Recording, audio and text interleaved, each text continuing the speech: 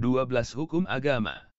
Dalam pasar abad pertengahan di Samarkand, sebuah kota yang dibangun di oase Asia Tengah, para pedagang Suriah menjajakan sutra-sutra halus Cina. Orang-orang suku dari kawasan padang rumput Siberia memajang rombongan baru budak-budak berambut jerami dari barat jauh, dan para pemilik toko mengantongi koin-koin emas mengilap bertera tulisan-tulisan dan gambar eksotis raja-raja yang tak dikenal. Di sini, di persimpangan besar antara timur dan barat, utara dan selatan, masa itu, penyatuan manusia adalah sebuah fakta sehari-hari. Proses yang sama bisa disaksikan sedang berjalan ketika Angkatan Perang Kubilai Han bergerak untuk menginvasi Jepang pada 1281. Pasukan kuda Mongolia yang berpakaian kulit dan bulu bercengkerama dengan tentara-tentara infanteri Cina bertopi bambu, para tentara Korea yang mabuk memancing perkelahian dengan pelaut-pelaut bertato dari Laut Cina Selatan, para insinyur dari Asia Tengah menyimak dengan rahang merunduk kisah-kisah para petualang Eropa, dan semua mematuhi komando satu kaisar tunggal. Sementara itu, di sekitar Ka'bah di Mekah, penyatuan manusia berlangsung dengan sarana lain. Kalau Anda pernah melakukan ibadah haji ke Mekah, mengelilingi tempat paling suci umat Islam itu pada tahun 1300, Anda mungkin merasakan berada di tengah-tengah kawan sepesta dari Mesopotamia, dengan jubah-jubah mengembang tertiup angin, mata berbinar-binar penuh sukacita, dan mulut mereka mengulang satu persatu dari 99 Asmaul Husna. Tepat di depan Anda mungkin Anda melihat seorang tua Turki yang terpanggang cuaca dari kawasan padang rumput Asia, jalan terpincang-pincang dengan bertumpu tongkat sambil mengusap janggutnya penuh perasaan. Di salah satu sisi Anda, perhiasan emas berkilau memancar dari kulit hitam pekat, mungkin dikenakan sekelompok muslim dari kerajaan Mali, Afrika. Aroma cengkih, kunyit, kapulaga, dan garam laut akan menandai adanya saudara-saudara dari India, atau mungkin dari pulau-pulau rempah-rempah misterius nun jauh di timur. Kini agama sering dipandang sebagai sumber diskriminasi, perselisihan, dan perpecahan. Namun, sesungguhnya agama telah menjadi pemersatu terbesar ketiga bagi manusia, selain uang dan imperium. Karena semua tatanan sosial dan hierarki diimajinasikan, semua itu merupakan struktur-struktur yang rapuh. Agama-agama menegaskan bahwa hukum kita bukanlah hasil dari ulah manusia, melainkan dititahkan oleh satu otoritas absolut dan maha tinggi sehingga menjamin stabilitas sosial. Dengan demikian, agama bisa didefinisikan sebagai sebuah sistem norma-norma dan nilai-nilai manusia yang didasarkan pada keyakinan pada satu tatanan manusia super. Ini mencakup dua kriteria yang khas. Satu, agama berpendirian bahwa ada sebuah tatanan manusia super, yang bukan produk dari keinginan atau kesepakatan manusia. Sepak bola profesional bukanlah agama karena terlepas dari banyaknya hukum upacara dan sering ritual-ritual aneh. Setiap orang tahu bahwa manusialah yang menciptakan sepak bola, dan FIFA kapan pun bisa memperbesar ukuran gawang atau menangguhkan aturan offside. Dua, berdasarkan pada tatanan manusia super ini, agama menciptakan norma-norma dan nilai-nilai yang dipandang mengikat. Banyak orang barat kini percaya pada hantu, peri, dan reinkarnasi, tetapi keyakinan-keyakinan ini bukan sumber standar moral dan perilaku. Karenanya, semua itu bukan merupakan agama. Terlepas dari kemampuannya untuk melegitimasi tatanan sosial dan politik yang menyebar luas, tak semua agama mengaktualkan potensi tersebut. Dalam rangka mempersatukan sebuah teritori yang sangat luas di bawah pengawasannya, sebuah agama harus memiliki dua kualitas lainnya. Pertama, ia harus menopang sebuah tatanan universal manusia super, yang selalu benar dimanapun. Kedua, agama harus menekankan pada penyebaran keyakinan ini kepada setiap orang. Dengan kata lain, ia harus universal dan misioner. Agama yang paling terkenal dalam sejarah, seperti Islam dan Buddha, bersifat universal dan misioner. Akibatnya, orang cenderung meyakini bahwa semua agama seperti mereka. Faktanya, mayoritas agama kuno bersifat lokal dan eksklusif. Para pengikutnya meyakini dewa-dewa dan arwah-arwah, dan tak punya minat untuk menarik semua ras manusia menjadi pemeluknya. Sejauh yang kita ketahui, agama-agama universal dan misioner mulai muncul baru pada milenium pertama SM. Kemunculan agama-agama itu menjadi salah satu revolusi penting dalam sejarah, dan menjadi kontribusi vital bagi penyatuan manusia, sangat mirip dengan munculnya imperium-imperium universal dan uang universal. Membungkam domba-domba. Ketika animisme menjadi sistem keyakinan dominan, norma-norma dan nilai-nilai manusia harus mempertimbangkan sosok dan kepentingan banyak makhluk lain, seperti binatang, tumbuhan, peri, dan hantu. Misalnya, satu kawanan pengembara di lembah Gangga mungkin sudah membuat aturan yang melarang orang untuk menebang pohon ara yang sangat besar, agar arwah penjaga pohon tiak marah dan membalas. Satu kawanan pengembara lain yang hidup di lembah Indus melarang orang berburu rubah berekor putih karena rubah berekor putih dulunya mengungkapkan kepada seorang perempuan tua bijak di mana mereka bisa menemukan obsidian yang bagus. Agama-agama seperti itu cenderung sangat lokal dalam sosoknya, dan menekankan hal-hal unik dari lokasi-lokasi tertentu, iklim, dan fenomenanya. Sebagian besar pengembara menghabiskan seluruh hidup mereka di satu area tak lebih dari 1000 km persegi. Agar bisa bertahan hidup, para penghuni satu lembah tertentu perlu memahami tatanan manusia super yang mengatur lembah mereka, dan menyesuaikan perilaku mereka dengan aturan itu. Tak ada gunanya meyakinkan penghuni dari lembah yang jauh untuk mengikuti aturan yang sama. Orang-orang Indus tidak pusing berpikir untuk mengirim misionaris ke Gangga untuk meyakinkan penduduk setempat agar jangan memburu rubah berekor putih. Revolusi agrikultur tampaknya disertai suatu revolusi keagamaan. Para pemburu penjelajah memetik dan mencari tumbuhan-tumbuhan serta binatang-binatang liar, yang bisa dipandang memiliki status setara dengan Homo sapiens.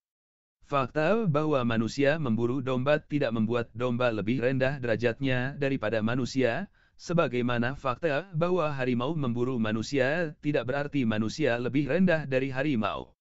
Makhluk hidup saling berkomunikasi secara langsung dan menegosiasikan aturan-aturan untuk mengatur habitat bersama mereka. Sebaliknya, para petani memiliki dan memanipulasi tumbuhan dan binatang, dan hampir tak menurunkan derajat mereka sendiri dengan menegosiasikan kepemilikan.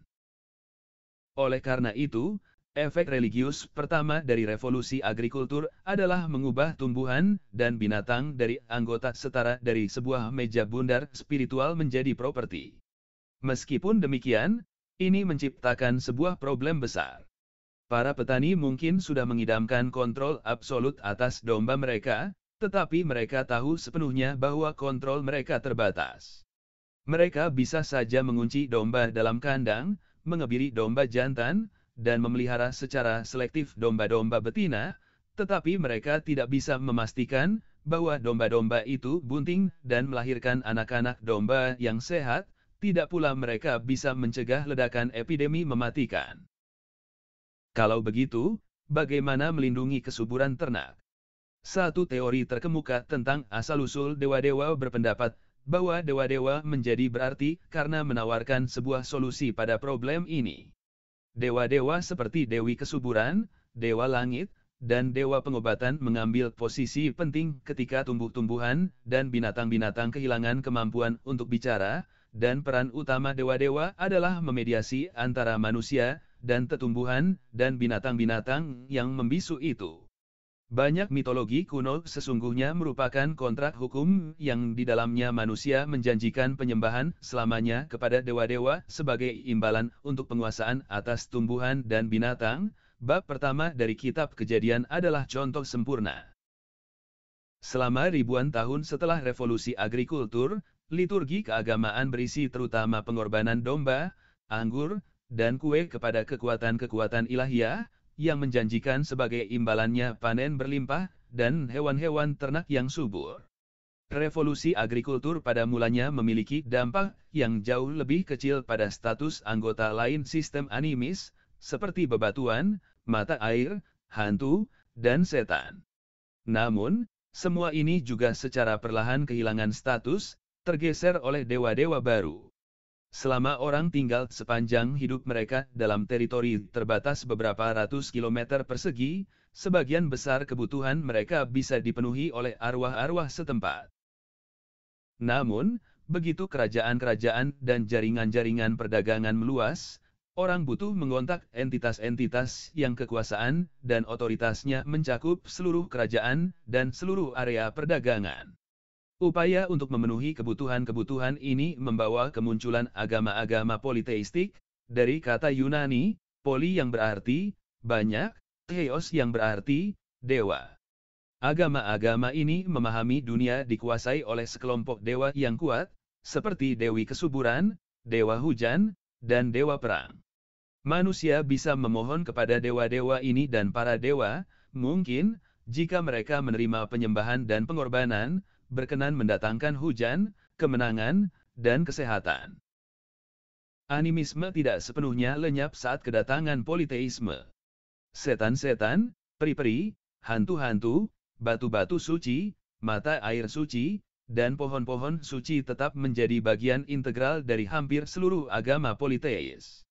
Arwah-arwah ini memang jauh lebih tidak penting ketimbang dewa-dewa besar, tetapi untuk kebutuhan-kebutuhan duniawi kebanyakan masyarakat biasa, mereka cukup baik.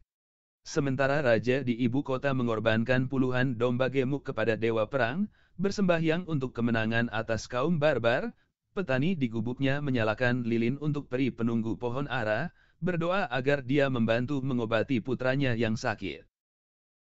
Akan tetapi, dampak terbesar dari bangkitnya dewa-dewa besar bukanlah pada domba atau setan-setan, melainkan pada status Homo sapiens. Kaum animis memandang bahwa manusia hanya salah satu dari banyak makhluk yang menghuni dunia. Kaum politeis, di sisi lain, semakin jauh memandang dunia sebagai sebuah cerminan dari hubungan antara para dewa dan manusia. Doa-doa kita, pengorbanan-pengorbanan kita, dosa-dosa kita, dan kebajikan-kebajikan kita menentukan nasib dari seluruh ekosistem. Sebuah banjir dahsyat mungkin menyapu miliaran semut, belalang, kura-kura, rusa, jerapah, dan gajah, hanya karena beberapa sapiens bodoh membuat para dewa marah. Oleh karena itu, politeisme tidak hanya memuliakan status para dewa, tetapi juga status manusia. Para anggota yang kurang beruntung dari sistem animis lama kehilangan kedudukannya dan menjadi entah hiasan-hiasan ekstra atau bisu dalam drama besar hubungan manusia dengan para dewa. Manfaat pemujaan berhala. Selama 2000 tahun cuci otak oleh paham monoteis menyebabkan sebagian besar orang barat melihat politeisme sebagai pemujaan berhala yang bodoh dan kekanak-kanakan. Ini adalah stereotipe yang tidak adil. Agar memahami inti dari logika politeisme, diperlukan penyerapan ide penopang keyakinan pada banyak dewa. Politeisme tidak dengan sendirinya menentang eksistensi satu kekuatan atau hukum tunggal yang mengatur seluruh alam semesta. Faktanya, agama-agama yang paling politeis dan animis mengakui kekuatan tertinggi semacam itu yang berdiri di belakang semua dewa yang berbeda-beda, setan-setan, dan batu-batu suci. Dalam politeisme klasik Yunani, Zeus, Hera, Apollo, dan kolega-kolega mereka adalah bawahan dari satu kekuatan maha kuasa dan mencakup segala hal, nasib, Moira, Ananke. Dewa-dewa Nordik juga merupakan budak nasib, yang menumpas mereka dalam bencana Ragnarok, senjakala para dewa. Dalam agama politeistik Yoruba di Afrika Barat, semua dewa dilahirkan dari dewa tertinggi Olodumare, dan tetap patuh kepadanya. Dalam politeisme Hindu, satu pemimpin tunggal, Atman, menguasai banyak dewa dan arwah, manusia, dan dunia biologi serta fisik. Atman adalah esensi abadi atau jiwa dari seluruh alam semesta, di samping arwah setiap individu dan setiap fenomena. Makna fundamental dari politeisme, yang membedakannya dari monoteisme, adalah bahwa kekuatan tertinggi yang mengatur dunia terbebas dari kepentingan-kepentingan dan bias-bias, dan karena itu tidak berurusan dengan hasrat-hasrat, kepedulian, dan kecemasan duniawi manusia. Tidak ada gunanya meminta kepada kekuatan ini kemenangan perang, kesehatan, atau hujan karena dari titik kedudukannya yang meliputi segala hal, ia tidak membedakan apakah satu kerajaan tertentu menang atau kalah, apakah sebuah kota tertentu makmur atau terpuruk, apakah seseorang tertentu sembuh atau mati. Orang Yunani tidak membuang sia-sia pengorbanan demi nasib, dan Hindu tidak membangun kuil untuk Atman. Satu-satunya alasan untuk mendekati kekuatan tertinggi alam semesta adalah menahan segala nafsu dan menerima keburukan dengan kebajikan, bahkan menerima kekalahan, kemelaratan, sakit, dan kematian. Oleh karena itu, sebagian orang Hindu, yang dikenal sebagai sadhus atau sannyasis, membaktikan hidup mereka untuk bersatu dengan Atman sehingga mencapai pencerahan. Mereka kokoh memandang dunia dari sudut pandang prinsip fundamental ini, untuk menyadari bahwa dari perspektif keabadiannya seluruh hasrat dan kecemasan duniawi adalah fenomena yang tak bermakna dan tak kekal. Meskipun demikian, sebagian besar orang Hindu bukanlah sadhus. Mereka tenggelam di kedalaman rawa urusan duniawi, di mana Atman tidak banyak membantu. Untuk mendapatkan pertolongan dalam urusan-urusan semacam itu, orang-orang Hindu mendekati para dewa yang memiliki kekuatan-kekuatan parsial. Tepat karena kekuatan-kekuatan mereka parsial, dan tidak mencakup semua hal, dewa-dewa seperti Ganesha, Lakshmi, dan Saraswati memiliki kepentingan-kepentingan dan bias. Oleh karena itu, manusia membuat kesepakatan-kesepakatan dengan kekuatan-kekuatan parsial ini dan bergantung pada bantuan mereka agar bisa menang perang dan sembuh dari sakit. Dengan sendirinya ada banyak kekuatan seperti ini yang lebih kecil, karena begitu Anda mulai membagi-bagi kekuatan yang menyeluruh dari kekuatan tertinggi, Anda tak terelakkan sampai ke lebih dari satu dewa. Oleh karena itu, hadirlah pluralitas dewa. Pemahaman mendalam politeisme kondusif untuk toleransi religius dengan cakupan luas. Karena kaum politeis percaya, di satu sisi, pada kekuatan tunggal dan sepenuhnya tidak memihak, dan di sisi lain percaya pada banyak kekuatan parsial yang bias, tidak ada kesulitan bagi para pemeluk satu Tuhan untuk menerima eksistensi dan kemanjuran dewa-dewa lainnya. Politeisme secara inheren berpikiran terbuka, dan jarang mengadili kaum, bidah, dan kafir. Bahkan, ketika kaum politeis menaklukkan imperium-imperium besar, mereka tidak berusaha menjadikan bangsa jajahannya pemeluk baru.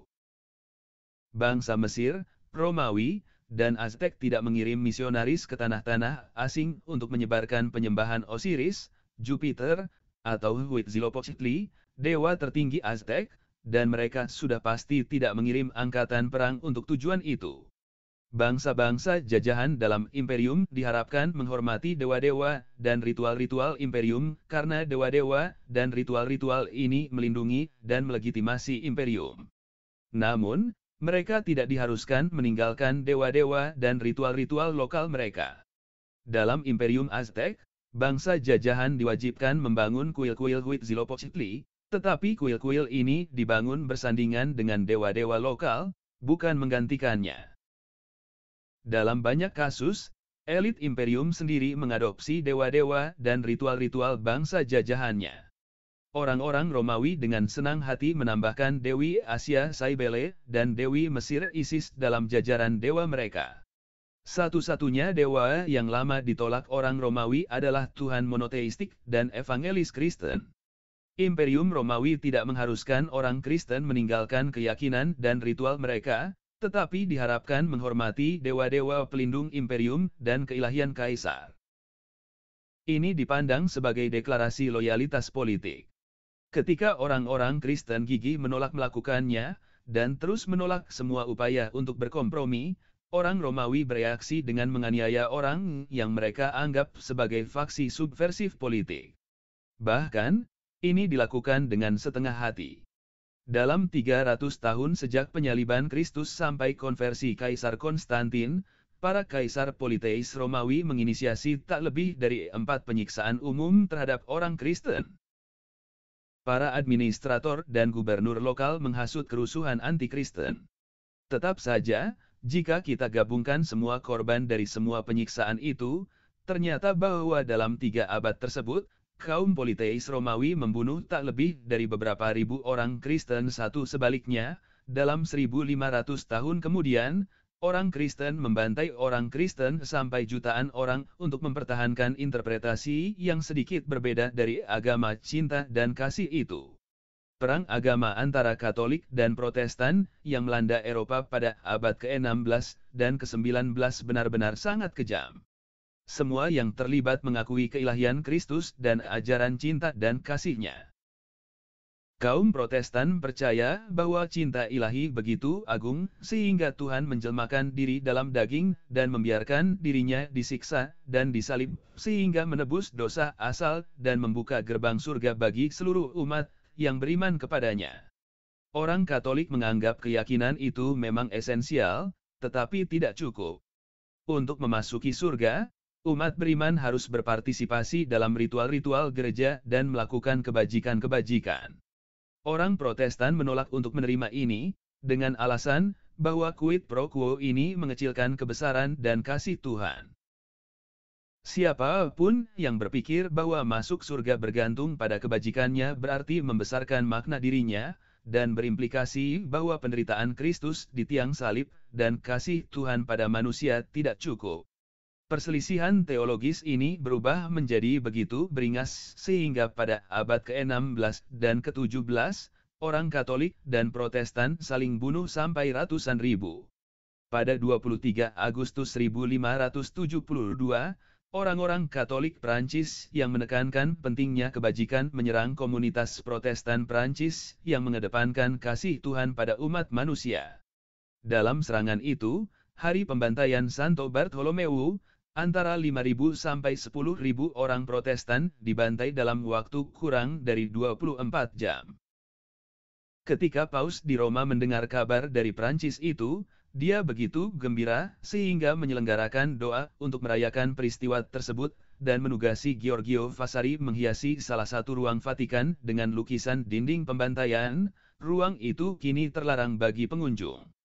Lebih banyak orang Kristen yang dibunuh sesama Kristen dalam 24 jam itu ketimbang oleh Imperium Romawi Politeis sepanjang eksistensinya. Tuhan itu satu. Seiring waktu, sebagian pengikut dewa-dewa Politeis menjadi begitu asyik dengan patron khusus mereka sehingga mereka terseret menjauh dari pemahaman dasar Politeis. Mereka mulai meyakini bahwa Tuhan mereka adalah satu-satunya Tuhan, dan bahwa Dia sesungguhnya kekuatan tertinggi alam semesta. Meskipun demikian, pada saat yang sama, mereka terus memandang Dia memiliki kepentingan-kepentingan dan bias-bias, dan meyakini bahwa mereka bisa mencapai kesepakatan-kesepakatan dengannya. Maka, lahirlah agama-agama monoteis, yang para pengikutnya memohon kepada kekuatan tertinggi alam semesta agar membantu mereka sembuh dari sakit, menang lotre, dan menang dalam perang. Agama monoteis pertama yang kita kenal muncul di Mesir, 350 SM, ketika Fir'aun Akhenaten mendeklarasikan bahwa salah satu dewa kecil dari jajaran dewa Mesir, Dewa Aten, sesungguhnya adalah kekuatan tertinggi yang mengatur alam semesta. Akhenaten menetapkan penyembahan Aten sebagai agama negara, dan berusaha memeriksa penyembahan terhadap semua dewa. Namun, revolusi religiusnya itu tak berhasil. Setelah kematiannya, penyembahan Aten ditinggalkan, kalah oleh jajaran dewa lama. Politeisme terus melahirkan agama-agama monoteisme lain di banyak tempat, tetapi semua tetap marginal, paling tidak karena gagal menguraikan pesan universalnya. Judaisme, misalnya, menyatakan bahwa kekuatan tertinggi alam semesta memiliki kepentingan-kepentingan dan bias-bias, tetapi kepentingan utamanya adalah pada negara mungil Yahudi dan pada tanah Israel yang dijanjikan. Tak banyak yang bisa diberikan Judaisme kepada bangsa-bangsa lain, dan hampir sepanjang masa eksistensinya ia bukanlah sebuah agama misioner. Tahap ini bisa disebut sebagai tahap monoteisme lokal. Terobosan besar datang bersama Kristen. Agama ini bermula sebagai sebuah sekte esoterik Yahudi yang berusaha meyakinkan orang-orang Yahudi bahwa Yesus dari Nazaret adalah Mesias yang telah lama mereka nanti-nantikan. Namun, salah satu dari para pemimpin pertama sekte itu, Paulus dari Tarsus, berpendirian bahwa jika kekuatan tertinggi alam semesta memiliki kepentingan-kepentingan dan bias-bias, dan jika dia repot-repot menjelmakan diri dalam daging dan mati di tiang salib untuk penyelamatan manusia, maka itu sesuatu yang harus didengar setiap orang, bukan hanya oleh bangsa Yahudi. Maka, perlu untuk menyebarkan kalimat baik, Injil, tentang Yesus ke seluruh dunia. Argumentasi Paulus jatuh di tanah yang subur. Orang-orang Kristen mulai mengorganisasi aktivitas misioner yang menyebar luas yang ditujukan kepada semua manusia. Dalam satu tikungan historis yang paling aneh, sekte esoterik Yahudi ini mengambil alih raksasa Imperium Romawi. Kesuksesan Kristen merupakan sebuah model bagi agama monoteis lain yang muncul di semenanjung Arab pada abad ke-7, Islam. Sebagaimana Kristen, Islam juga dimulai dari sebuah sekte kecil di sudut terpencil dunia, tetapi dalam sebuah kejutan yang lebih aneh dan lebih cepat, ia berhasil menyeruak di gurun Arabia dan mengukuhkan sebuah imperium besar yang terbentang dari Samudra Atlantik sampai ke India. Oleh karena itu, ide monoteis memainkan peran penting dalam sejarah dunia. Kaum monoteis cenderung jauh lebih fanatik dan misioner ketimbang kaum politeis. Sebuah agama yang mengakui legitimasi agama-agama lain menunjukkan bahwa kalau bukan Tuhannya merupakan kekuatan tertinggi alam semesta, maka ia menerima dari Tuhan hanya sebagian dari kebenaran universal. Karena kaum monoteis biasanya meyakini bahwa mereka memiliki seluruh pesan dari satu dan satu-satunya Tuhan, mereka tergugah untuk merendahkan semua agama lain. Selama 2 milenium terakhir ini, kaum monoteis berulang-ulang mencoba memperkuat kekuasaan mereka dengan memenangkan semua kompetisi melalui kekerasan. Berhasil. Pada permulaan abad pertama hampir tidak ada satupun orang monoteis di dunia. Sekitar tahun 500 salah satu imperium terbesar di dunia, Imperium Romawi, adalah sebuah negara Kristen, dan para misionaris sibuk menyebarkan Kristen ke bagian-bagian lain Eropa, Asia, dan Afrika. Pada akhir milenium pertama sebagian besar orang di Eropa, Asia Barat, dan Afrika Utara adalah monoteis, dan imperium-imperium dari Samudra Atlantik sampai ke Himalaya mengklaim dititahkan oleh Tuhan Tunggal yang Maha Besar. Pada awal abad ke-16, monoteisme mendominasi sebagian besar Afroasia, dengan pengecualian Asia Timur dan beberapa bagian selatan Afrika, dan mulai memanjangkan kaki-kakinya menuju Afrika Selatan, Amerika, dan Oceania. Kini, sebagian besar orang di luar Asia Timur mematuhi salah satu agama monoteis, dan tatanan politik global dibangun di atas fondasi-fondasi monoteistik. Meskipun demikian, sebagaimana animisme terus bertahan dalam politeisme, demikian pula politeisme terus bertahan dalam monoteisme. Secara teori, begitu seseorang meyakini bahwa kekuatan tertinggi alam semesta memiliki kepentingan-kepentingan dan bias-bias, apa maknanya menyembah kekuatan-kekuatan parsial? Siapa yang mau mendekati seorang birokrat tingkat terendah ketika kantor presiden terbuka bagi Anda? Malah, teologi monoteis cenderung mengingkari eksistensi semua Tuhan kecuali Tuhan yang tertinggi, dan menuangkan api neraka dan belerang kepada siapapun yang berani menyembah Tuhan-Tuhan itu. Akan tetapi, selalu saja ada jurang antara teori-teori teologis dan realitas-realitas historis. Sebagian besar orang menyadari sulitnya memaknai ide monoteis secara penuh. Mereka terus membagi dunia menjadi kita dan mereka, dan memandang kekuatan tertinggi alam semesta sebagai terlalu jauh dan asing bagi kebutuhan-kebutuhan duniawi mereka.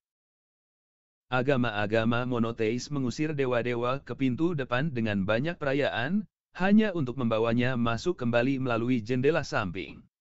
Kristen, misalnya, mengembangkan jajaran dewanya sendiri, santo-santo, yang kultus-kultusnya sedikit berbeda dari kultus dewa-dewa politeistik. Sebagaimana dewa Jupiter membelah Roma dan Huitzilopochtli melindungi Imperium Aztec, demikian pula setiap kerajaan Kristen memiliki patron santanya sendiri yang membantu mengatasi kesulitan-kesulitan dan memenangi perang. Inggris dilindungi oleh Santo George, Skotlandia oleh Santo Andrew, Hungaria oleh Santo Stephen, dan Prancis oleh Santo Martin. Kota-kota besar dan kecil, profesi-profesi, dan bahkan penyakit-penyakit, masing-masing punya santo sendiri. Kota Milan punya Santo Ambrose, sementara Santo Markus mengawasi Venesia. Santo Elmo melindungi para pembersih cerobong asap, sedangkan Santo Matthew mengulurkan tangan kepada para pengumpul pajak yang tertekan. Jika Anda menderita sakit kepala, Anda harus menyembah Santo Agathius, tetapi jika sakit gigi, maka Santo Apollonia adalah pendengar yang jauh lebih bagus. Santo-santo Kristen tidak semata-mata menyerupai para dewa politeis. Sering santo-santo itu adalah dewa-dewa yang menyamar. Misalnya, Dewi utama Irlandia Celtic sebelum kedatangan Kristen adalah Brigid. Ketika Irlandia terkristenkan, Brigid juga dibaptis. Dia menjadi Santo Brigid, yang sampai hari ini merupakan santo yang paling dihormati dalam Katolik Irlandia. Pertarungan yang baik dan yang jahat. Politeisme melahirkan tidak hanya agama-agama monoteis, tetapi juga agama dualistik. Agama-agama dualistik mengiringi keberadaan dua kekuatan yang bertentangan, baik dan jahat. Tak seperti monoteisme, dualisme meyakini bahwa kejahatan adalah kekuatan yang independen, tidak diciptakan oleh Tuhan yang baik, juga bukan subordinasinya. Dualisme menjelaskan bahwa seluruh alam semesta ini merupakan ajang pertarungan antara kedua kekuatan, dan bahwa segala yang terjadi di dunia merupakan bagian dari pertarungan itu.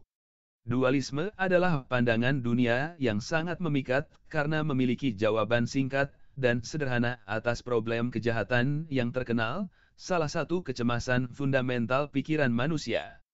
Mengapa ada yang jahat di dunia? Mengapa ada penderitaan?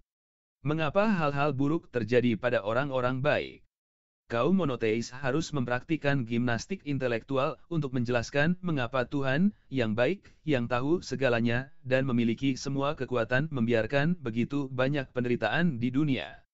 Satu penjelasan yang terkenal adalah bahwa itu cara Tuhan dalam memberi manusia kebebasan berkehendak. Jika tidak ada kejahatan, manusia tidak bisa memilih antara yang baik dan yang jahat, sehingga tidak ada kebebasan berkehendak. Namun, ini adalah jawaban non-intuitif yang langsung memunculkan banyak sekali pertanyaan baru. Kebebasan berkehendak memungkinkan manusia memilih yang jahat. Banyak malah yang memilih yang jahat dan, menurut penjelasan standar monoteis, pilihan itu pasti membawa hukuman ilahiyah. Jika Tuhan tahu sebelumnya bahwa seseorang tertentu akan menggunakan kehendak bebasnya untuk memilih kejahatan, dan bahwa hasilnya dia akan dihukum dengan penyiksaan abadi di neraka, mengapa Tuhan menciptakan dia? Para teolog menulis tak terhitung buku untuk menjawab pertanyaan semacam itu. Sebagian menemukan jawaban yang meyakinkan. Sebagian tidak.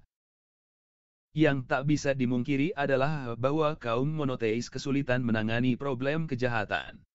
Bagi kaum dualis, hal-hal buruk terjadi pada orang baik karena dunia tidak diatur oleh Tuhan baik sempurna yang tahu segala hal, memiliki segala kekuatan. Ada kekuatan jahat yang independen di dunia. Kekuatan jahat itu melakukan hal-hal buruk. Pandangan dualis sendiri pun memiliki kekurangan-kekurangan. Benar, ia menawarkan sebuah solusi yang sangat sederhana atas problem kejahatan. Namun, ia terkesima oleh problem tatanan.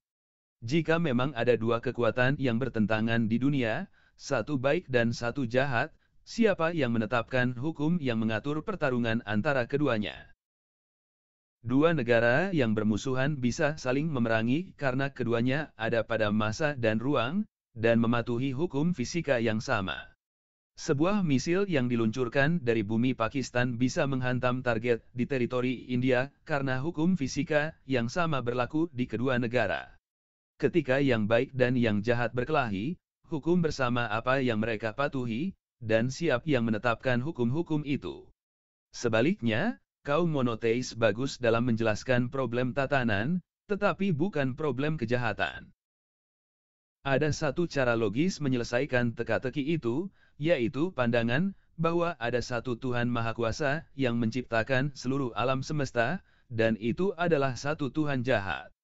Namun, tak seorang pun dalam sejarah sanggup mencerna keyakinan semacam itu. Agama-agama dualistik tumbuh subur selama lebih dari 1000 tahun.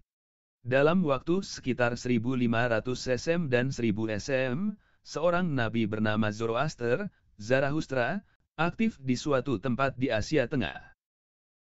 Kredonya diturunkan dari generasi ke generasi sampai ia menjadi agama dualistik paling penting, Zoroastrianisme. Kaum Zoroaster memandang dunia sebagai pertarungan kosmis antara dewa baik Ahura Mazda dan dewa jahat Angra Mainyu. Manusia harus membantu dewa baik dalam pertarungan ini.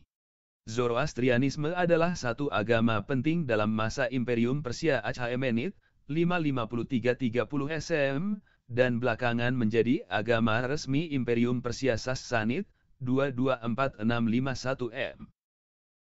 Ia menyebarkan pengaruh besar ke hampir semua agama Timur Tengah dan Asia Tengah, dan mengilhami sejumlah agama-agama dualis lain, seperti Gnosticisme dan Manichaeanisme. Pada abad ketiga dan keempat M, kredo Manichaean menyebar dari Cina ke Afrika Utara, dan dalam satu masa terlihat ia akan mengalahkan Kristen untuk mencapai dominasi di Imperium Romawi.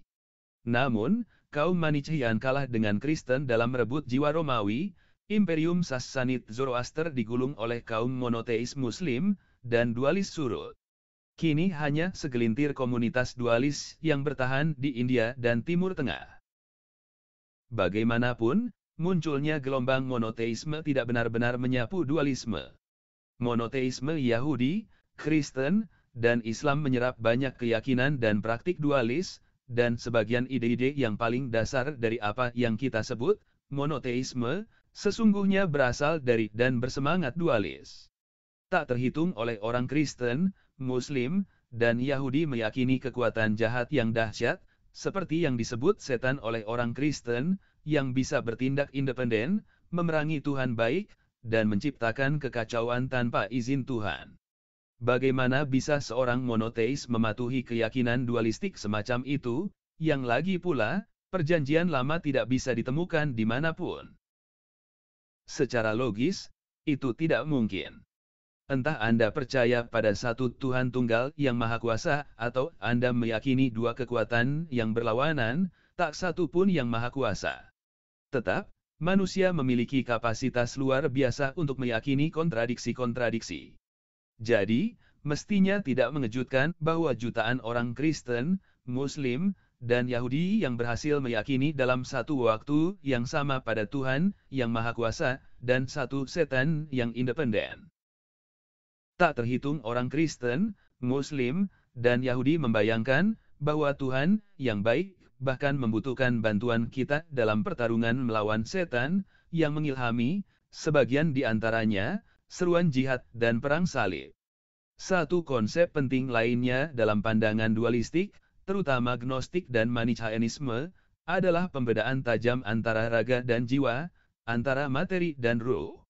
Gnostik dan Manichaean berpendirian bahwa Tuhan baik menciptakan ruh dan jiwa, sedangkan materi dan tubuh adalah ciptakan Tuhan jahat. Manusia, menurut pandangan ini, menjadi arena pertarungan antara jiwa yang baik dan jiwa yang jahat.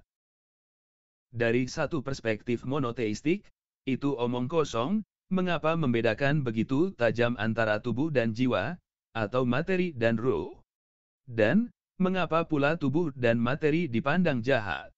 Lagi pula, segala sesuatu diciptakan oleh Tuhan yang sama. Namun, kaum monoteis tak bisa lari dari godaan dikotomi dualis, jelas karena dikotomi membantu mereka mengatasi problem kejahatan. Maka, pertentangan semacam itu pada akhirnya menjadi pilar bagi pemikiran Kristen dan Islam.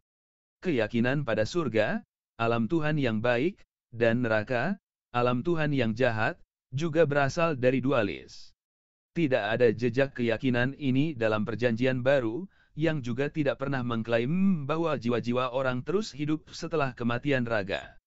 Faktanya, monoteisme, sebagaimana peran yang telah dimainkannya dalam sejarah, adalah sebuah kaleidoskop warisan monoteis, dualis, politeis, dan animis, yang menyatu di bawah payung ilahiyah tunggal.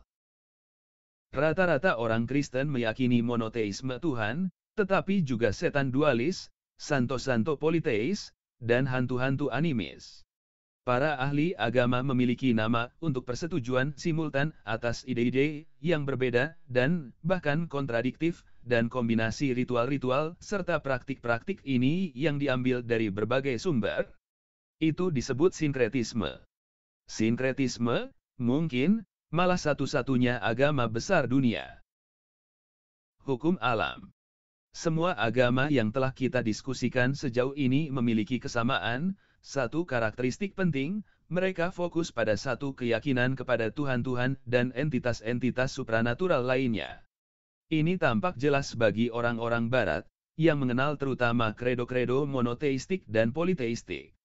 Namun, sesungguhnya sejarah agama dunia tidak bermuara pada sejarah Tuhan-Tuhan. Dalam milenium pertama SM, agama-agama sebagai sebuah jenis baru secara menyeluruh mulai menyebar di Afroasia.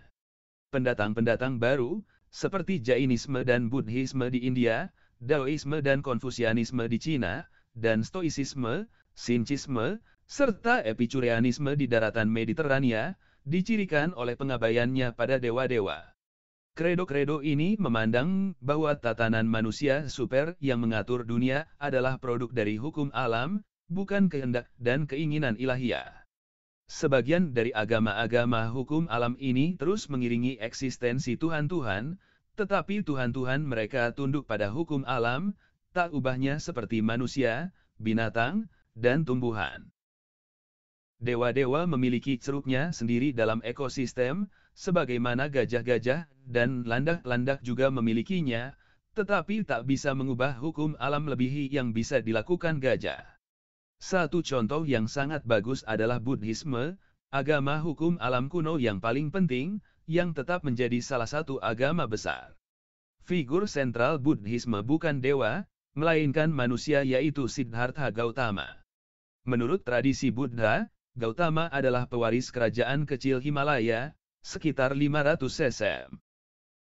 Pangeran muda itu sangat tersentuh dengan penderitaan yang dia lihat di sekitarnya.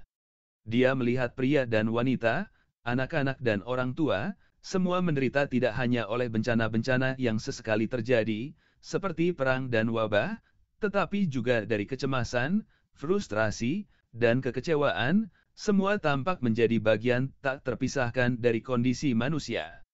Orang mengejar kekayaan dan kekuasaan, mencari pengetahuan dan harta benda, mendapatkan anak laki-laki dan perempuan, dan membangun rumah-rumah serta istana-istana. Namun, tak peduli apapun yang mereka capai, mereka tidak pernah puas. Mereka yang hidup dalam kemiskinan mengimpikan kekayaan. Mereka yang memiliki 1 juta ingin 2 juta. Mereka yang punya 2 juta ingin 10 juta. Bahkan, orang kaya dan terkenal jarang puas. Mereka juga dihantui oleh kepedulian dan kecemasan tiada henti, sampai sakit, usia tua, dan kematian membawa akhir pahit bagi mereka. Segala sesuatu yang telah dikumpulkan orang lenyap seperti asap. Hidup itu seperti perlombaan yang sia-sia. Namun, siapa yang bisa lolos darinya? Pada usia 29 tahun, Gautama menyelinap keluar dari istananya pada tengah malam, meninggalkan keluarga dan harta bendanya. Dia pergi sebagai gelandangan ke India Utara, mencari jalan untuk keluar dari penderitaan. Dia mengunjungi ashram-ashram dan duduk bersimpuh di kaki para guru, tetapi tidak membebaskannya secara menyeluruh, ketidakpuasan selalu ada. Dia tidak putus asa. Dia teguh menyelidiki penderitaannya sendiri sampai menemukan sebuah metode untuk pembebasan sempurna. Dia menghabiskan waktu 6 tahun bermeditasi menari esensi, sebab-sebab dan obat bagi penderitaan manusia. Akhirnya, dia sampai pada kesadaran bahwa penderitaan bukan disebabkan oleh nasib buruk ketidakadilan sosial, atau oleh kehendak ilahiyah. Namun, penderitaan disebabkan oleh pola-pola perilaku dalam pikiran seseorang. Dalam pemahaman mendalam Gautama, terlepas dari apapun yang dialami, pikiran biasanya beraksi dengan nafsu, nafsu selalu melibatkan ketidakpuasan. Ketika pikiran mengalami sesuatu yang tidak nyaman, ia bernafsu untuk menyingkirkan ketidaknyamanan itu. Ketika pikiran mengalami sesuatu yang menyenangkan, ia bernafsu agar kesenangan itu tetap ada dan akan membesar. Karena itu, pikiran selalu tidak puas dan selalu gelisah. Ini sangat jelas ketika kita mengalami hal-hal yang tidak menyenangkan, seperti rasa sakit. Sepanjang rasa sakit itu berlanjut, kita tidak puas dan melakukan semua yang bisa kita lakukan untuk menghindarinya. Namun, bahkan ketika kita mengalami hal-hal yang menyenangkan, kita tidak pernah puas. Entah kita takut kesenangan itu akan hilang, atau kita berharap itu akan membesar. Orang mengimpikan selama bertahun-tahun menemukan cinta, tetapi jarang yang puas ketika menemukannya. Sebagian menjadi cemas pasangannya akan pergi, yang lain merasa bahwa tempat tinggal mereka murah, dan mestinya mendapatkan seseorang yang lebih baik. Dan, kita semua tahu orang yang berhasil melakukan keduanya. Tuhan Maha Besar bisa mengirim kita hujan, institusi-institusi sosial yang menyediakan keadilan dan perawatan kesehatan yang baik, serta kebetulan-kebetulan menguntungkan bisa mengubah kita menjadi miliuner, tetapi tak seorang pun bisa mengubah pola dasar mental kita. Oleh karena itu, bahkan raja-raja paling hebat hidup menderita, terus merasakan kesengsaraan dan penderitaan, selamanya mengejar kesenangan demi kesenangan yang semakin besar. Gautama menemukan bahwa ada satu cara untuk keluar dari lingkaran setan itu. Jika mengalami sesuatu yang menyenangkan atau tidak menyenangkan, pikiran memahami hal-hal sebagaimana adanya, maka tidak ada penderitaan. Jika Anda mengalami kesedihan tanpa nafsu bahwa kesedihan itu akan pergi, Anda terus merasakan kesedihan itu, tetapi Anda tidak menderita karenanya. Sesungguhnya ada kekayaan dalam kesedihan. Jika Anda mengalami kesenangan tanpa bernafsu agar kesenangan itu terus ada dan membesar, Anda terus merasakan kesenangan itu tanpa kehilangan kedamaian dalam pikiran. Akan tetapi, bagaimana Anda bisa membawa pikiran untuk menerima hal-hal sebagaimana adanya, tanpa bernafsu? Untuk menerima kesedihan sebagai kesedihan, kesenangan sebagai kesenangan, rasa sakit sebagai rasa sakit. Gautama mengembangkan seperangkat teknik meditasi yang melatih pikiran untuk menjalani realitas sebagaimana adanya, tanpa nafsu. Praktik-praktik ini melatih pikiran memfokuskan semua perhatian pada pertanyaan, apa yang sedang aku alami sekarang? Bukan pada, apa yang sebaiknya saya alami. Memang sulit untuk mencapai keadaan pikiran seperti ini, tetapi bukan mustahil. Gautama mendasarkan teknik-teknik meditasi ini pada seperangkat aturan etik yang dimaksudkan untuk memudahkan orang fokus pada pengalaman aktual dan menghindari jatuh pada nafsu dan fantasi. Dia mengajari para pengikutnya untuk menghindari pembunuhan, seks yang kacau, dan pencurian, karena perbuatan-perbuatan semacam itu menyulut api nafsu, pada kekuasaan, kenikmatan seksual, atau kekayaan. Ketika api benar-benar dipadamkan, nafsu diganti oleh keadaan kepuasan dan ketenangan sempurna, yang dikenal sebagai nirwana, yang secara harfiah bermakna, pemadaman api. Mereka yang telah mencapai nirwana sepenuhnya terbebaskan dari semua penderitaan. Mereka menjalani realitas dengan kejernihan tertinggi, bebas dari fantasi dan delusi. Meskipun kehendak mereka sangat mungkin masih menghadapi ketidaksenangan dan rasa sakit, pengalaman-pengalaman seperti itu membuat mereka tidak menderita. Seseorang yang tidak bernafsu tidak menderita. Menurut tradisi Buddha, Gautama sendiri mencapai nirwana dan benar-benar terbebaskan dari penderitaan. Oleh karena itu, dia dikenal dengan nama Buddha, yang berarti orang yang tercerahkan. Buddha menghabiskan sisa hidupnya menjelaskan penemuan-penemuannya kepada orang lain, agar setiap orang bisa dibebaskan dari penderitaan.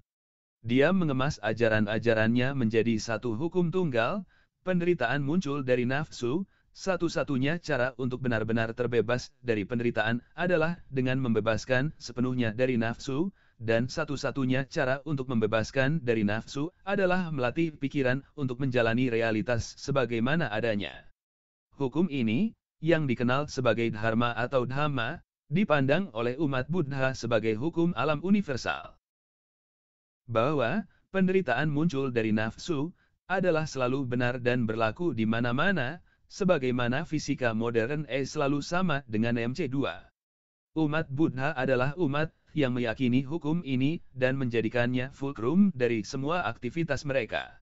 Meyakini dewa-dewa, di sisi lain, adalah hal yang maknanya lebih kecil bagi mereka. Prinsip pertama agama monoteis adalah, Tuhan ada. Apa yang Dia inginkan dari saya? Prinsip pertama Buddha adalah, penderitaan ada. Bagaimana saya bisa terbebas darinya? Buddhisme tidak mengingkari eksistensi dewa-dewa, mereka digambarkan sebagai makhluk-makhluk kuat yang bisa membawa hujan dan kemenangan, tetapi mereka tidak memiliki pengaruh pada hukum bahwa penderitaan muncul dari nafsu. Jika pikiran seseorang bebas dari semua nafsu, tidak ada dewa yang bisa membuatnya menderita. Sebaliknya, begitu nafsu muncul pada pikiran seseorang, semua dewa di alam semesta tidak bisa menyelamatkan dia dari penderitaan.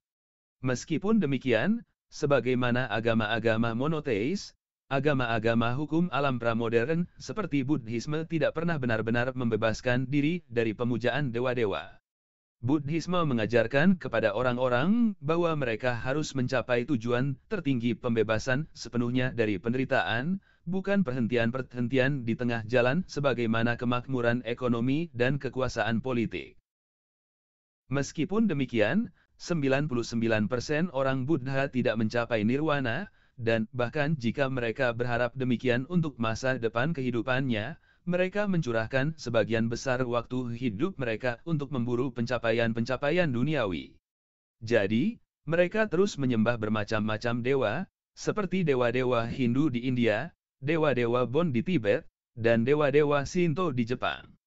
Lebih dari itu, seiring berjalannya waktu, sekte-sekte Buddha mengembangkan jajaran-jajaran dewa Buddha dan Bodhisattva. Semua ini adalah makhluk manusia dan non-manusia dengan kapasitas untuk mencapai pembebasan penuh dari penderitaan, tetapi menjalani pembebasan ini dengan kasih sayang, dalam rangka membantu makhluk yang tak terhitung jumlahnya yang masih terperangkap dalam lingkaran penderitaan.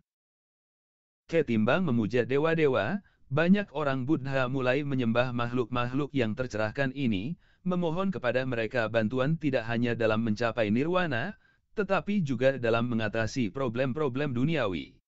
Jadi, kita menemukan banyak Buddha dan Bodhisattva di seluruh Asia Timur yang menghabiskan waktu mereka membawa hujan, menghentikan wabah, dan bahkan memenangkan perang-perang berdarah, sebagai ganti doa, bunga-bunga berwarna-warni, aroma dupa, dan sajian-sajian beras dan permen.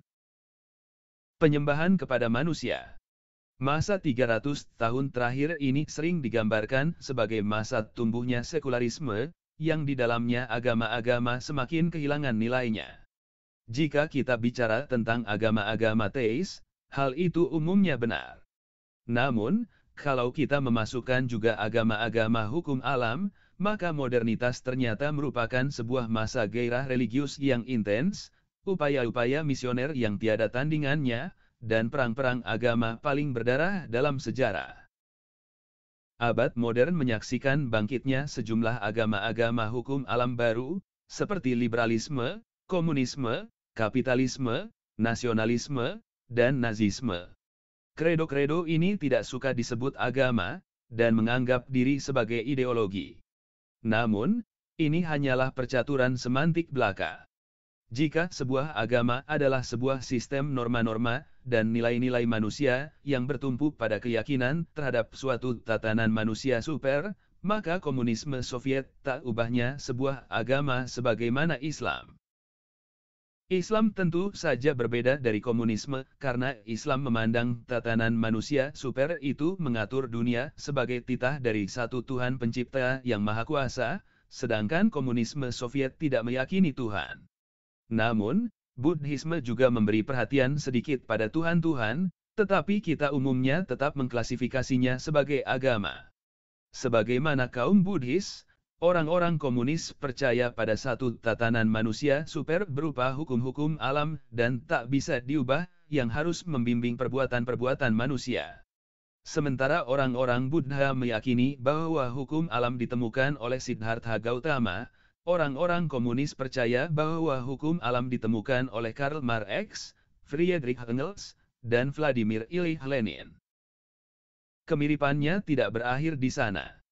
Sebagaimana agama-agama lain, komunisme juga memiliki kitab suci dan kitab-kitab rasulnya sendiri, seperti Das Kapitalnya Marx, yang mengajarkan bahwa sejarah akan segera berakhir dengan kemenangan tak terelakkan kaum proletar. Komunisme punya hari libur dan hari raya sendiri, seperti 1 Mei dan ulang tahun Revolusi Oktober. Ia punya teolog-teolog yang mahir tentang dialektika Marxis, dan setiap unit dalam Angkatan Perang Soviet memiliki pendeta yang disebut komisar, yang memantau kesalehan para tentara dan perwira. Komunisme juga punya martir-martir, perang-perang suci, dan klinik-klinik, seperti Trotskyisme. Komunisme Soviet adalah agama fanatik dan misioner. Seorang pemeluk komunisme taat tidak bisa menjadi Kristen atau Buddhis, dan diharapkan menyebarkan ajaran Marx dan Lenin, bahkan dengan harga nyawanya. Sebagian pembaca mungkin sangat tidak nyaman dengan pemikiran ini. Jika membuat Anda merasa lebih baik, Anda bebas saja terus menyebut komunisme sebagai sebuah ideologi, bukan agama. Itu tak ada bedanya. Kita membagi kredo-kredo ke dalam golongan agama-agama yang berpusat pada Tuhan dan ideologi-ideologi yang tidak bertuhan, yang mengklaim didasarkan pada hukum-hukum alam. Namun, dengan begitu, agar konsisten, kita perlu memasukkan Buddha, Daois, sekte-sekte Daois, dan Stoik juga dalam katalog ideologi, bukan agama. Sebaliknya, kita harus melihat bahwa keyakinan pada dewa-dewa bertahan dalam banyak ideologi modern, dan bahwa sebagian dari ideologi-ideologi itu, terutama liberalisme, menjadi kurang bermakna tanpa keyakinan ini. Tidak mungkin melakukan survei di sini terhadap sejarah semua kredo modern baru, terutama karena tidak ada batasan yang jelas di antara kredo-kredo tersebut. Kredo-kredo itu tak kurang sinkretis dibandingkan monoteisme dan Buddhisme populer. Sebagaimana seorang Buddha memuja dewa-dewa Hindu, dan sebagaimana seorang monoteis bisa meyakini eksistensi setan, begitu pula orang Amerika masa kini secara simultan adalah nasionalis. Ia mempercayai eksistensi negara Amerika dengan peran istimewa untuk dimainkan dalam sejarah, kapitalis pasar bebas. Dia meyakini bahwa kompetisi terbuka dan memburu kepentingan sendiri adalah cara terbaik untuk menciptakan sebuah masyarakat yang makmur, dan seorang humanis liberal, dia mempercayai bahwa manusia dibekali oleh pencipta mereka dengan hak-hak tertentu yang tak bisa diingkari. Nasionalisme akan dibahas dalam bab 18. Kapitalisme, agama modern paling sukses, dibahas satu bab penuh, bab 16, yang menguraikan keyakinan-keyakinan dan ritual-ritual prinsipnya. Dalam sisa bab 1 saya akan membahas agama-agama humanis. Agama-agama teis fokus pada pemujaan dewa-dewa. Agama-agama humanis memuja kemanusiaan, atau lebih tepatnya Homo sapiens. Humanisme adalah sebuah keyakinan bahwa Homo sapiens punya sifat unik dan sakral, yang secara fundamental berbeda dari sifat semua binatang lain dan semua fenomena lain. Para pengikut humanis percaya bahwa sifat unik Homo sapiens merupakan hal yang paling penting di dunia, dan itu menentukan makna segala hal yang terjadi di bumi, dan menentukan makna segala hal yang terjadi di alam semesta. Kebaikan yang tertinggi adalah kebaikan Homo sapiens. Selebihnya di dunia ini dan semua makhluk yang ada semata-mata untuk manfaat bagi spesies ini. Seluruh humanis memuja kemanusiaan, tetapi mereka tidak menyepakati definisinya.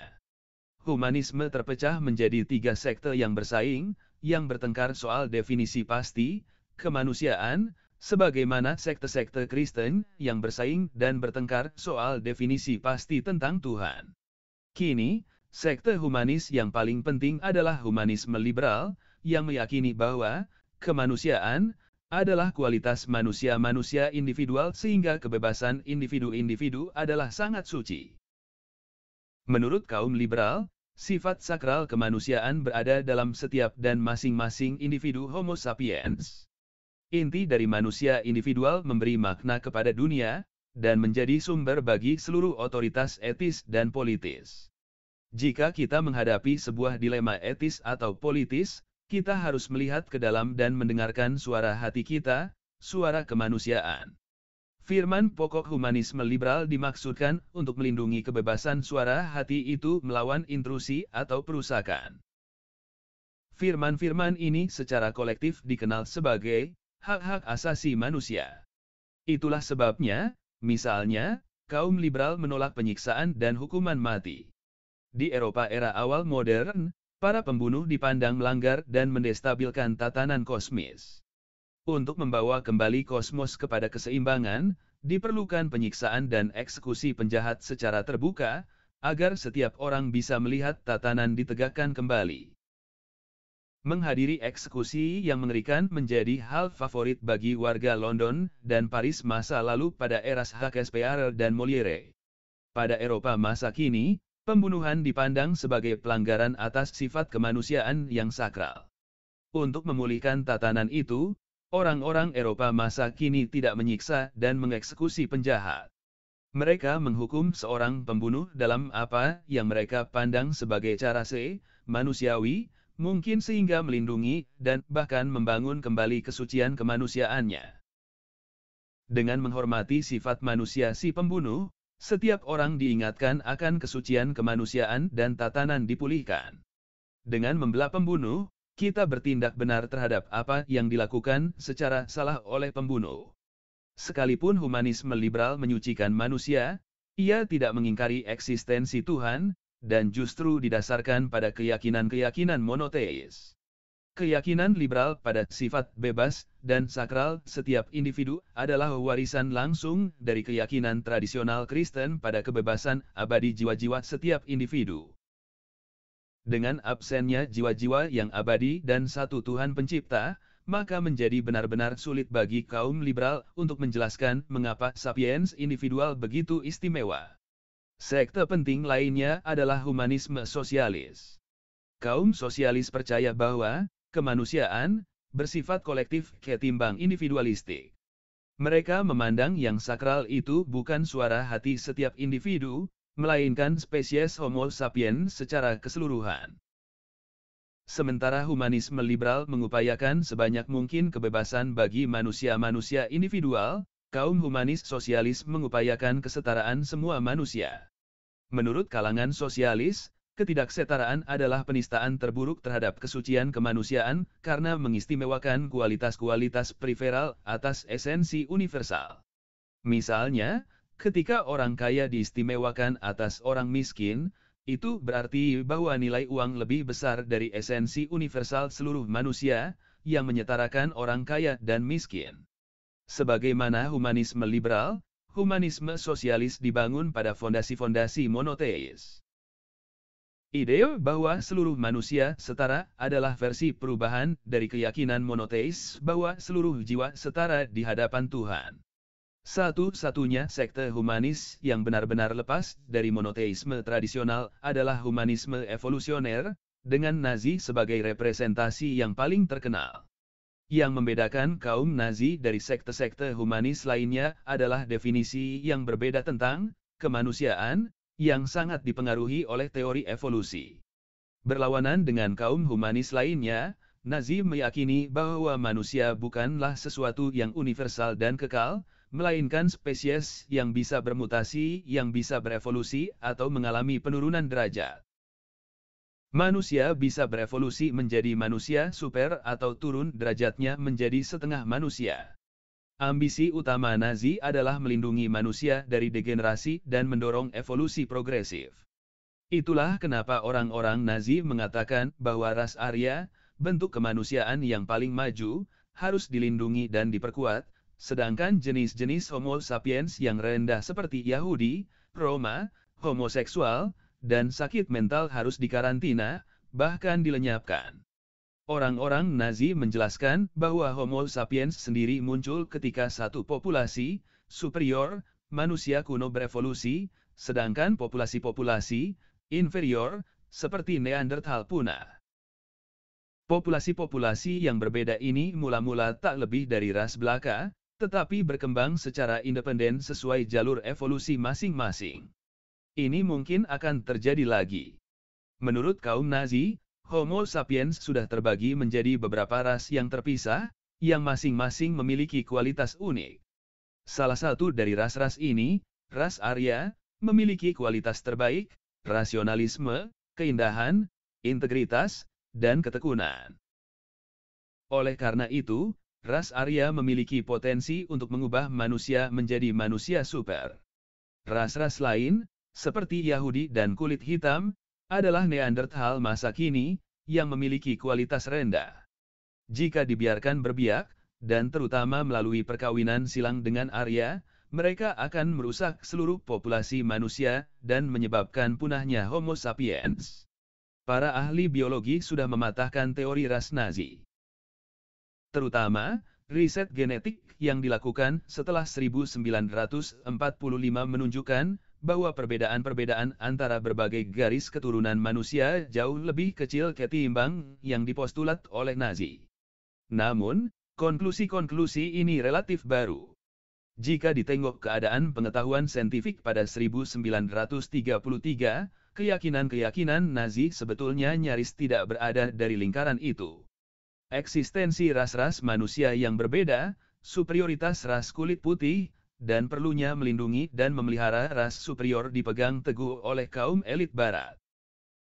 Para sarjana di sebagian besar universitas paling prestisius di Barat, dengan menggunakan metode-metode saintifik ortodoks masa ini, menerbitkan studi-studi yang diduga membuktikan bahwa ras kulit putih lebih pintar, lebih etis, dan lebih terampil ketimbang orang Afrika atau India.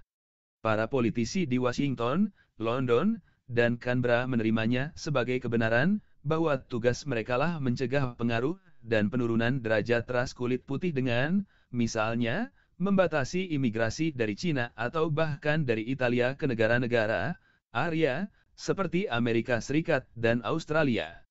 Pandangan-pandangan ini tidak berubah begitu saja karena riset saintifik baru diterbitkan. Perkembangan-perkembangan sosiologis dan politis adalah mesin-mesin perubahan yang jauh lebih kuat. Dalam pengertian ini, Hitler menggali tidak hanya kuburannya sendiri, tetapi kuburan rasisme secara umum.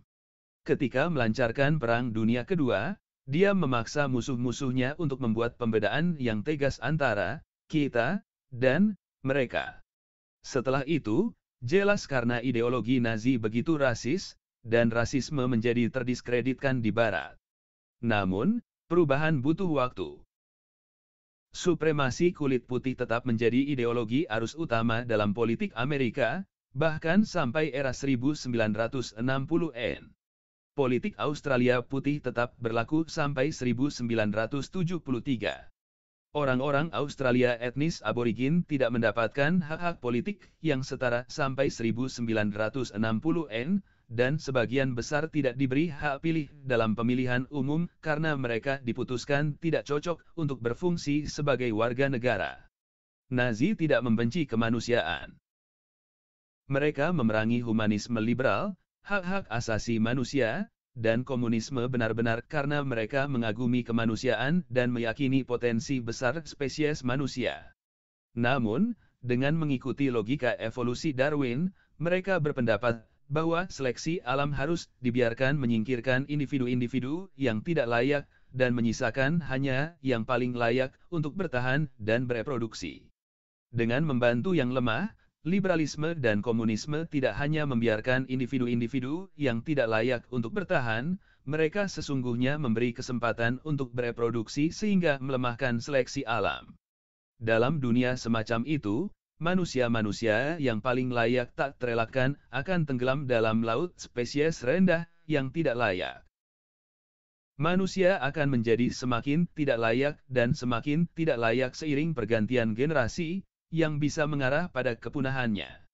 Sebuah buku pelajaran biologi Jerman pada 1942 menjelaskan dalam bab Hukum Alam dan Manusia, bahwa hukum alam tertinggi adalah bahwa seluruh makhluk terkunci dalam pertarungan survival yang terpencil. Setelah menggambarkan bagaimana tumbuhan berjuang untuk teritori, bagaimana kumbang berjuang untuk mencari pasangan dan seterusnya, buku pelajaran itu menyimpulkan bahwa pertarungan untuk eksistensi memang sulit dan tiada ampun, tetapi itulah satu-satunya cara untuk mempertahankan kehidupan. Pertarungan mengeliminasi segala sesuatu yang tidak layak untuk hidup, dan menyeleksi segala hal yang mampu bertahan hidup. Hukum alam ini tidak bisa dibantah, makhluk-makhluk hidup menunjukkannya dengan survival mereka. Mereka memang tiada kenal ampun. Mereka yang melawannya akan tersingkir. Biologi tidak hanya mengajarkan kepada kita tentang binatang dan tumbuhan, tetapi juga menunjukkan kepada kita hukum itu harus diikuti dalam kehidupan kita, dan menguatkan kehendak kita untuk hidup dan berjuang menurut hukum ini. Makna dari kehidupan adalah perjuangan. Celakalah ia yang berdosa melawan hukum ini. Lalu, muncul kutipan dari Mein Kampf, orang yang berusaha memerangi hukum besi alam dengan demikian memerangi prinsip-prinsip yang harus dia syukuri untuk kehidupannya sebagai manusia. Memerangi alam adalah mendatangkan kerusakan dia sendiri. Pada awal milenium ketiga, masa depan humanisme evolusioner tidak jelas. Selama 60 tahun setelah akhir perang melawan Hitler, pantang menghubungkan humanisme dengan evolusi dan mendukung penggunaan metode-metode biologi untuk menaikkan derajat Homo sapiens. Namun, kini proyek-proyek semacam itu kembali samar-samar. Tak ada orang yang berbicara tentang pelenyapan ras rendah atau inferior, tetapi banyak yang berkontemplasi menggunakan pengetahuan kita yang terus bertambah tentang biologi manusia untuk menciptakan manusia-manusia super. Pada saat yang sama, satu teluk besar terbuka antara pendirian humanisme liberal dan temuan-temuan mutakhir sains kehidupan, sebuah teluk yang tidak bisa lagi kita abaikan. Sistem politik dan yudisial liberal kita didasarkan pada keyakinan bahwa setiap individu memiliki sifat internal yang sakral, tak terpisahkan dan tak bisa diubah, yang memberi makna bagi dunia, dan itulah sumber segala otoritas etis dan politis. Ini adalah reinkarnasi dari keyakinan Kristen tradisional pada jiwa yang bebas dan kekal yang berada pada setiap individu. Meskipun demikian dalam 200 tahun terakhir, sains kehidupan telah melemahkan sepenuhnya keyakinan ini. Para ilmuwan yang mempelajari cara kerja internal organisme manusia menemukan tidak ada jiwa di sana.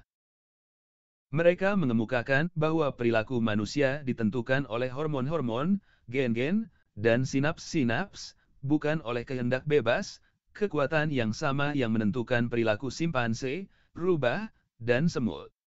Sistem yudisial dan politis kita umumnya berusaha menyapu penemuan-penemuan semacam itu di bawah karpet. Namun, sejujurnya, berapa lama kita bisa mempertahankan tembok pemisah Departemen Biologi dari Departemen-Departemen Hukum dan Ilmu Politik?